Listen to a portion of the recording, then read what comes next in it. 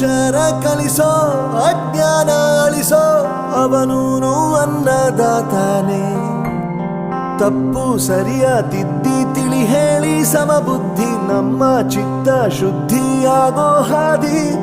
ಎಷ್ಟೇ ದೂರ ಹೋದ್ರೂ ಮರಿಬೇಡ ನಿನ್ನ ಬೇರು, ನಿನ್ನ ಸಾಧನೆಗೆಲ್ಲ ಇದುವೇ ಆದಿ. ಪಾಠಶಾಲಾ